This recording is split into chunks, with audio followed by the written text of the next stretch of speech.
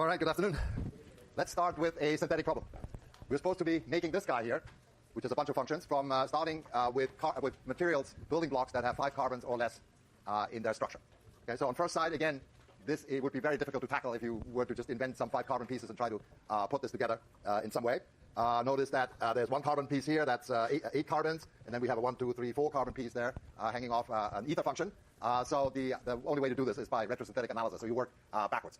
And so working backwards, there are several handles there that you can consider where you can cleave bonds. For example, an ether, you know how to make ethers, Williamson ether synthesis, or acid-catalyzed SN1 type processes from secondary and tertiary alcohols. You go to the carbocation and you trap an alcohol as an ether. So in principle, you can cleave here or here. Okay? So that's two options right there. And then there are options over here, the OH, the carboxy function, and the like.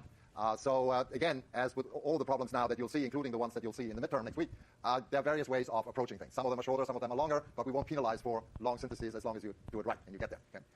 So I'm just going to pick one that ties it in with some of the chemistry we've learned in the last few weeks, but you may come up with other ways of doing it which can completely bypass what we learned in the last few weeks and just use other knowledge that we have acquired.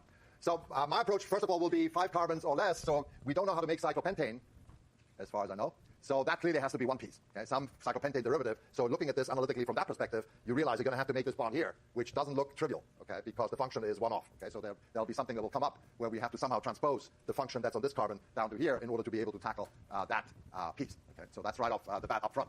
Okay, so the way I'm going to look at this is look at this function here. And you will notice an alpha hydroxycarboxylic acid, and there are ways we have learned how to make alpha functionalized carboxylic acids. The last one we learned was the Hell-Volta-Zelinsky reaction, where we introduced a bromine here.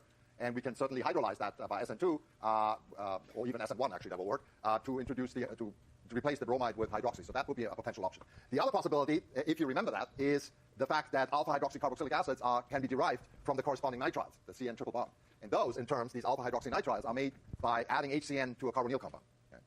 And so bearing this in mind, my first retrosynthetic step would be to turn the carboxylic acid into the nitrile.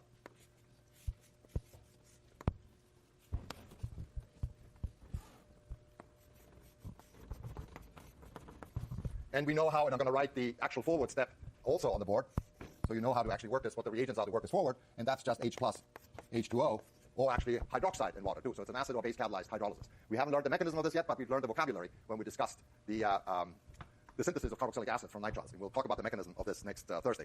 So that would be the way to retrosynthetically put in this. And now you're off to cleaving these 2 bonds here, or this bond here, and the OH bond, because this can be derived retrosynthetically from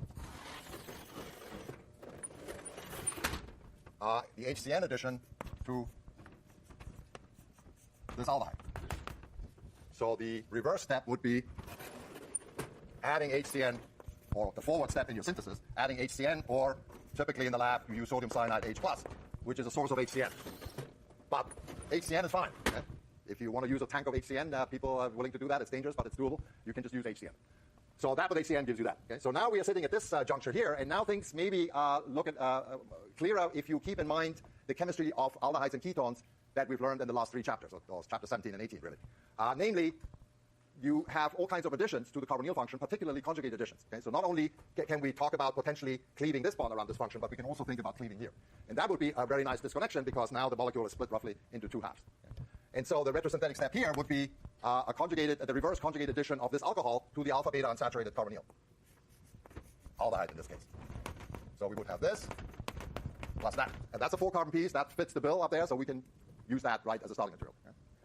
So the forward step is simply a little bit hydroxide in water, catalytic hydroxide in water, and that'll give you that addition step. Okay? So now all we have to do is figure out how to make this particular piece. Okay? It's a 8 carbon piece, and remember we allowed the 5 carbon pieces. Clearly the cyclopentyl has to be 1, because we don't know any way of retrosynthetically cleaving a Feynman ring. And so we need to somehow be able to introduce a function here retrosynthetically. Okay? And the best way to do this, the best way of transposing one function from one carbon to the neighboring carbon, particularly hydroxy functions or halides, is through double bonds. Okay? A double bond, remember, really bridges the function of 2 carbons, and we can do that. So in that sense, retrosynthetically, we'll put in a double bond at this position here. And the forward reaction, that's something, a piece of vocabulary you should know. This is a hydration, but notice it's the anti-Markovnikov hydration, and that is achieved in a 2-step, 1-pot procedure in the forward sense, namely hydroboration followed by oxidation with hydrogen peroxide, basic hydrogen peroxide. Okay. So now we're here, and now I'm going to convert this to the corresponding alcohol. That is the tertiary alcohol, retrosynthetically. And the way to do this in the forward sense, that's a little bit tricky. You have to think about that because notice that this is a tertiary alcohol, so if you do an acid catalyzed dehydration, you'll get a mixture of elimination to this guy that you want. And the double bond here, actually the double bond here, which is the more highly substituted double bond, is the preferred product. So in order to avoid that, you have to resort to turning the OH into a leaving group, and typically the leaving group that we use is a sulfonyl chloride or a halide. So what we need to do in the forward sense is treat it with tosyl chloride. Tosyl chloride was a reagent that we learned about in chapter 6. It's a sulfonyl chloride, to remind you of this. And by addition elimination, you make the sulfonate of this OH. Okay? And that's a super leaving group because it's like a sulfate almost. And it rips with it the electron pair. And so in the subsequent step, you treat this with a hindered base, LDA. And the trick here for this approach is that you can control with a hindered base that the deprotonation occurs at the less substituted carbon. Okay? That puts in the double bond where you want it, namely here. Okay? So that's the trick to use here. And so we are here, and now you're off to the races. The last step is simply the Grignard addition. Ran out of space. Of the cyclopentyl magnesium halide with acetone.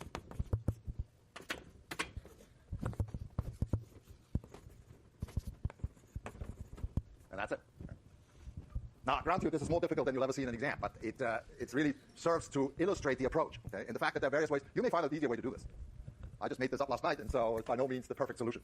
And as I said in the beginning, looking at the structure of our starting material there with all the functions, there are all kinds of things you can come up with retrosynthetically that might get you there. One of which is the old trick of putting in a double bond that you might be able to hydrogenate off without touching any of the other stuff in a last step. And so that would solve the problem of having a function at this position here. Okay? So you might think of putting a double bond next to the oxygen that in the forward sense to product you would hydrogenate off, and then work with that retrosynthetically. That may give you a much simpler solution. Okay? So that's up to you, and you should practice that. And again, it doesn't matter whether you get to the final solution, just the approach to thinking in those terms about a synthesis is extremely useful. And remember, if you work backwards such that you have some steps where you do retrosynthetic disconnections, and you just put in the last two steps of what you think might be a viable synthesis towards product, you get credit for that. If it fits a correct answer, then you get automatic credit. But even if we just judge that conceivably you could pull this off by using that approach, you will get credit for 2 steps at the end, converting some intermediate where you just threw the towel because you didn't know how to disconnect it further. Okay? So that will be up to the judgment of the combined wisdom of the grading pool. All right. So we've been talking about the carboxylic acid derivatives, in particular the acyl halides that we have established are the most reactive carboxylic acid derivatives. We can make all the others from acyl halides by nucleophilic addition elimination. And we talked about anhydrides. They are slightly less reactive. And now we're going to talk about esters. And the sequence we followed in discussing all of these functions is nomenclature first, and then we're going to attack them with various nucleophiles in the sequence: water, alcohols, amines typically, and then throwing in at the last bit, last 2 versions of carbon nucleophiles, i.e. organometallics, and hydride reagents. And if there was something special about that function, we would add that on at the very end too. So we'll follow that sequence. And so for the esters, we'll talk first about the naming of esters. Esters, you notice here, are basically alkoxy derivatives of carboxylic acid. So we've exchanged the OH by OR. And IUPAC names them as carboxylate derivatives, essentially. So that's a quirk in IUPAC nomenclature, such that the R group of the alkoxy is an alkyl group. And it's a substituent, basically, to the alkanoate. And notice that there's a space between alkyl and alkanoate, and that is reserved for salt nomenclature. So they're basically treated as if they were salts, alkyl carboxylate salts. The ending ATE is typically that of a salt, and similar to IDE, like sodium chloride and so on. So alkyl alkanoate with a space in between. And the alkyl naming is just the IUPAC Chapter 2 alkyl naming. So when they're complex alkyls, then you branch, then you use the usual rule to find the longest chain, starting with the carbon of attachment, and then put in all the substituents. So for a simple case, this guy here, that's the acetic acid derivative, and it's a methanol ester. That's methyl and acetate, okay, and there's a space. Here's a more complex one, and you can see how we name the alkyl group as a branch substituent. We find the longest chain, 1, 2, 3. And the point of attachment of alkyl groups when they're substituents is carbon 1, defined as such. So it's easy to number. You just start with this carbon, and then at carbon 2, there's a methyl. So it's 2-methyl propyl, space, and this is a propanoic acid, 3 carbons, and so it's propanoate. Cyclic esters, we already mentioned that. There's a common name for them for the general class. They're called lactones, and we'll talk about IUPAC nomenclature of these in chapter 25 when we talk about heterocycles because they're actually named as heterocyclic compounds. So here's another one. Tertiary butyl by IUPAC is 1,1-dimethyl ethyl, right? Because the ethyl is one chain. You define here one of these guys sequences as the longest chain, or is the stem, and then these two are substituents, and they're at carbon 1. And space, and this is butanoic acid, so this is 1,1-dimethyl ethyl butanoate. And the COR substituent is called alkoxycarbonyl, similar to the carboxy function in carboxylic acids. It's the hydroxycarbonyl. Okay, so here we are with reactions, and some of this is repetition. Okay, so we've seen that before, but now we are repeating it within the context of discussing the esters as a whole. Okay? And so the first reaction, all of the carboxylic acid derivatives can be hydrolyzed, so water will hydrolyze esters. And the way you hydrolyze these is by just using some concentrated mineral acid with water, okay, and boil them up. So this is the reverse of the ester synthesis that you accomplish by mixing carboxylic acids with alcohols, pinch of consulfuric, and you set up the equilibrium with ester plus water. And remember this, we discussed when we talked about turning carboxylic acids into esters. That's the way you can do it. It's an equilibrium. The equilibrium constant is 1, so in order to shift it to the ester side, you use excess of one starting material on the left, or if you want to do the opposite, which is what we're doing here, you just use excess water. And the mechanism that's written here is exactly the reverse of the mechanism that we wrote last week for reacting this with an alcohol with methanol, in fact, to make the corresponding metal ester. Okay? It has to be, because the two are related by what's called microscopic reversibility, as I mentioned before. So I'm just going to do it again, but for God's sake, don't memorize any of this, because we already know how to do this. It's basically addition elimination. Okay? So under acid catalyzed conditions, you activate the carbonyl function by protonation, and protonation always occurs on carbonyl oxygen, and you get this protonated ester. And here I've written out the resonance forms to drive home the fact, the explanation for why protonation occurs on this oxygen is because there's resonance. And I'm writing out the minor resonance form on top of everything else. That's the electron sextet carbocation structure, simply because this drives home the fact that protonation makes that carbon very electrophilic. Okay? But the major resonance forms are these two. They're both octet structures. Okay? So this now is a very electrophilic carbon. So water, which is typically a relatively poor nucleophile, will attack this carbon, or that carbon will attack water. It's by mutual consent, okay? Like the new campus sex policy. Okay?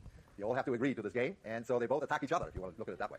So it's a lot of this, when we talk about chemistry and anthropomorphize, it's lingo, right, to pictorialize what is actually happening. But indeed, they just bump into each other by the motion of the molecules in solution. And so, and then using these arrows, we connotate this with attack, okay? So we say this water attacks at this carbon, but really the attack is neutral. And so then you get this protonated alcohol, you lose the proton, and here's the tetrahedral intermediate. And remember, this is nothing else but methanol having added to the carbonyl function, just like in hemiacetal formation. And now we have to make the alkoxy leave to get the product, so we protonate on that oxygen, turn it into a leaving group, turns green, leaves, and now we have a protonated carboxylic acid, and you go to product. So with base, it's actually most base catalyzed reactions of carboxylic acid derivatives, as you probably have already noticed, are actually much shorter because it's really literally in and out. Okay, so hydroxide comes in, kicks out the electron pair comes back down and kicks out the leaving group. Right? And out comes this carboxylic acid. In this particular case, because the carboxylic acid is generated in the presence of alkoxide, so we have an acid and we have a base. There's rapid electron transfer, as indeed, proton transfer. Proton transfer reactions are among the fastest. They're faster than anything else, faster than SN2, E2, what have you. So this is very rapid. And so the actual product is the carboxylate ion, meaning that this is actually not a base catalyzed reaction in this case. When you make carboxylic acids, I've carefully rephrased it. It's base mediated. You need one equivalent of base, because the base is actually used up, this base here, in this step here. So, and then on workup, you protonate by dumping in lots of water. The other aspect of this final step is that it actually drives the equilibrium scenario up here, because this is actually thermoneutral, slightly uphill, and you drive it all the way to product 100% because you're making the carboxylate anion. So there's a slight quirk relative to the acid-catalyzed hydrolysis. But the essence is addition elimination, and you don't have to write the step in a synthetic step. You just write ester plus hydroxide makes carboxylic acid. Because it's implicit that you're working up your mixture with water. So here's an example. This guy, methyl, 3-methylbutanoate, KOH, and water, they added in the literature a little bit of methanol in order to solubilize this ester. Remember, this is an organic molecule. Although it's polar, it's not very well soluble in water, so they mixed in a little bit of some organic solvent. That's details you don't have to worry about, but that's why it's there. In the workup step is shown, but indeed, all you have to show in a synthetic scheme in an exam or when you write schemes at home for solutions, KOH and water. Bang. This is quantitative. Okay, so if water does this, then alcohol should do exactly the same thing, because alcohols, I've always called them that, are nothing else but alkylated water. Okay? The OH function in both species is very, very similar in their reactivity, so indeed, water and alcohols undergo very similar reactions. And so when you apply this to alcohols, what we just did with water, indeed what happens is the alkoxy group of one ester is replaced by the alkoxy group of the alcohol to make the corresponding new ester. And you can see here, this clearly, if you just use one equivalent of each, will set up an equilibrium where the equilibrium constant is 1. Because the starting materials generically, topologically are the same as the product. Okay? So energetically, they're identical. So in order to drive that, you clearly need to use an excess of either one of these species in order to drive this forward. Frequently, the aim is to have an expensive ester, and you want to exchange the alkoxy function for a new one, and so you use that as a solvent. But sometimes the opposite is true. You have an expensive alcohol, and say you want to acylate it with this group here, so you use a large excess of a cheap ester, and that group is then transferred onto the alcohol. So this is a way to make new esters from old esters and alcohols. Okay? And of course, it's reversible. You can this goes without saying, because what we have here in terms of functions is the same as what we have up there. So here's an example. This is a relatively expensive carboxylic acid.